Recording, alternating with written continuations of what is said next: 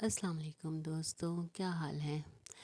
दोस्तों आज मैं आप लोगों के लिए लाई हूँ लजीज सॉफ्ट और जूसी शामी कबाब। तो चलते हैं इंग्रेडिएंट्स की तरफ। ये मैंने गाय का गोश्त लिया है 1 किलो।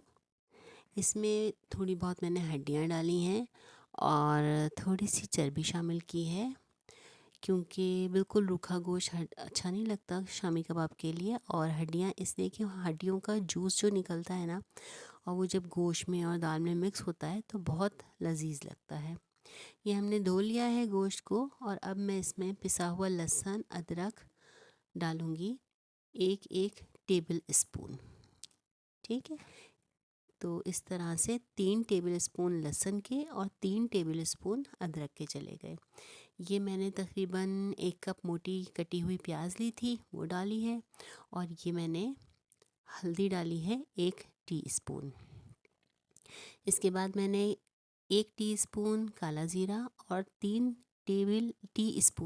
टीस्पून सफ़ेद ज़ीरा लिया, वो डाला।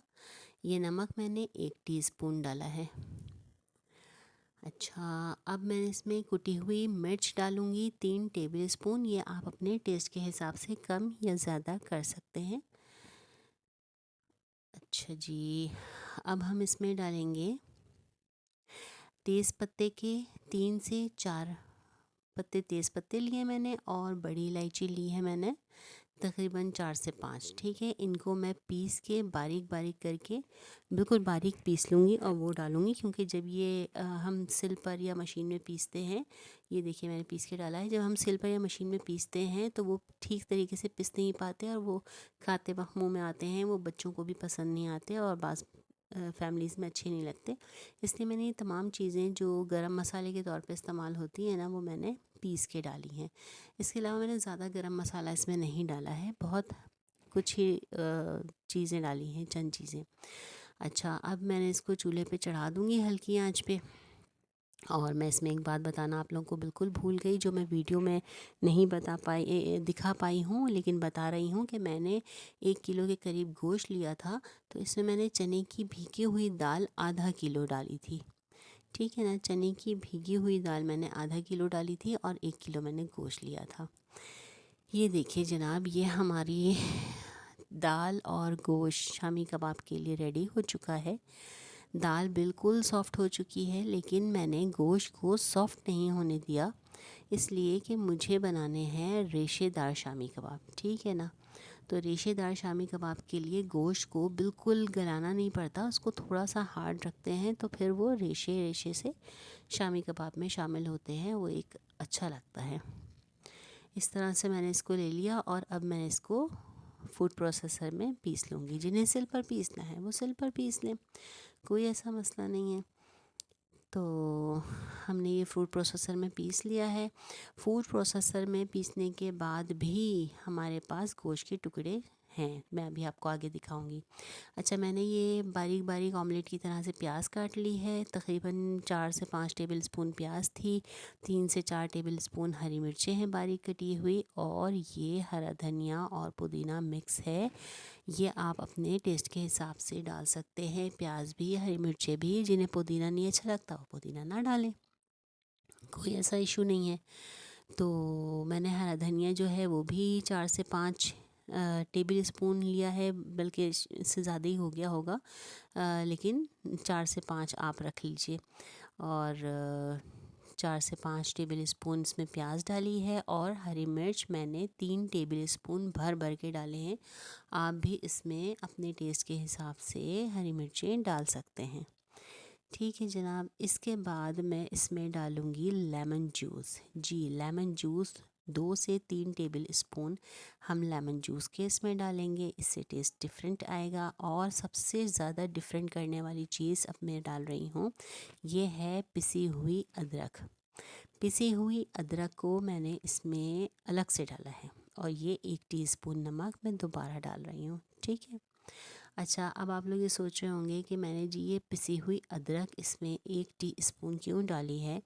तो वो इसलिए डाली है कि जब हमने इसको उबालने के लिए गोश्त को और दाल को चढ़ाया था, तब मैंने इसमें 1 टेबल स्पून से ज़्यादा, यानी कि 3 टेबल स्पून लहसुन था और 3 टेबल स्पून अदरक थी, ठीक है ना, वो मैंने पिसी हुई डाल दी थी। तो वो तो इसमें पक गया। तो पकने के बाद उसका टेस्ट अलग हो जाता है, जबकि जब वो कच्चा रहता है ना, तो आप एक दफ़ा आप बना के देखिएगा इस रेसिपी से, तो वो टेस्ट एक अलग होता है, ठीक है। तो अब आप इसमें देखिएगा 1 टीस्पून मैंने इस वक्त, यानी जब मैं दाल को पीस चुकी, वो उबल चुकी दाल और गोश्त, और मैंने उसको पीस लिया, तो ये सारे मसाले मैंने अब मिलाए हैं इसमें। 1 टीस्पून अदरक थी, ठीक है। ये देखिए मैंने आपको बताया था ना गोश्त के रेशे भी हैं, तो मैंने मोटा मोटा गोश्त इसमें पीसा है। तो ये देखिए इसके रेशे भी आ रहे हैं साथ साथ। तो ये जब कबाब में आते हैं तो ये बहुत अच्छे लगते हैं। सारे मसाले इसमें मिक्स हो चुके हैं। अब हम इसकी बनाएंगे टिक्कियाँ। तो जनाब इसकी टिक्कियाँ बनाने के लिए आपकी मर्ज़ी है, आप इसकी टिक्कियाँ छोटी बनाएं या बड़ी बनाएं, और मैंने दरमियाने साइज़ की बनाई है। कोई इसमें हार्ड एंड फास्ट रूल नहीं है। अब मैंने इसकी टिक्कियाँ बनाऊंगी। दरमियाने साइज़ की मैंने इसकी टिक्कियाँ बनाई हैं, देखिए।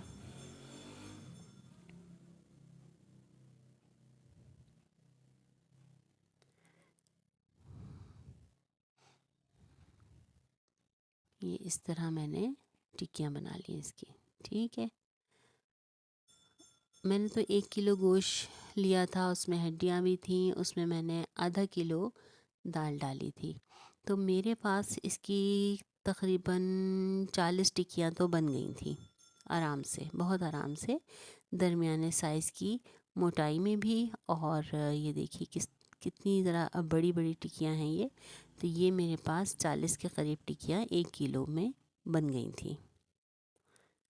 आप इस रेसिपी से बना के देखिएगा, बहुत जूसी होंगे। अच्छा, तलते वक्त भी एक चीज़ का ख्याल रखिएगा कि जब हम इसे टिक्कियों को तलना शुरू करते हैं, अच्छा वो तो मैं आपको बाद में बताऊंगी, पहले मैं आपको ये बताऊं, आपने ये चीज़ नोटिस की होगी कि मैंने इसमें अंडे नहीं डाले हैं, ठीक है ना। जब मैंने ये हरा धनिया, हरी मिर्चें, सब चीज़ें मिलाई इसमें, बारीक कटी हुई प्याज, तो मैंने इसमें अंडे नहीं डाले।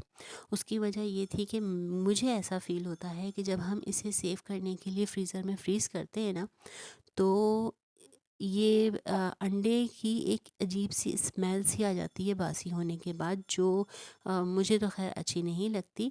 आप लोगों की मर्ज़ी है, अगर आप इसमें अंडे डालना चाहें तो 2 अंडे आप इस क्वांटिटी के गोश्त में, नहीं 1 किलो गोश्त में और आधा किलो दाल का जो हमने ये बैटर बनाया है, इसमें आप डाल सकते हैं, कोई ऐसा इशू नहीं है।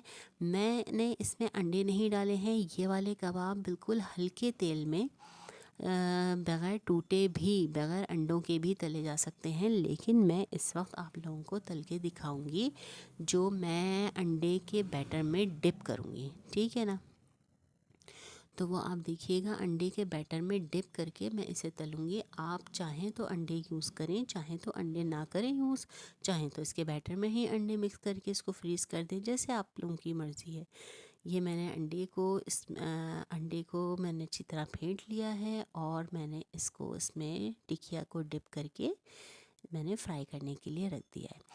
इसी तरह मैं सारी टिक्कियों को अंडे में डिप करके रख दूँगी। अच्छा, एक बात का बहुत ख़्याल रखना है कि हमारा इसका गोश्त जो था वो और दाल दोनों पकी हुई थी, ठीक है ना। तो कच्ची तो इसमें कोई ऐसी चीज़ नहीं थी, इसलिए हमें इसको ज़्यादा देर पकाना नहीं है। क्योंकि जब हम ज़्यादा देर पकाते हैं ना, शामी कबाब को हल्की आंच पे रख के पक रहा है, तो होता क्या है कि अंदर से इसका सारा मॉइस्चर उड़ जाता है, और गोश्त भी हार्ड हो जाता है, शामी कबाब हार्ड हो जाते हैं और रूखे हो जाते हैं, ड्राई हो जाते हैं ना।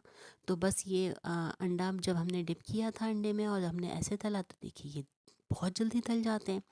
ये देखिए जनाब, मेरे शामी कबाब रेडी हो चुके हैं, और आप इनको देखिए खोल के, ये किस कदर जूसी और सॉफ्ट है, ठीक है।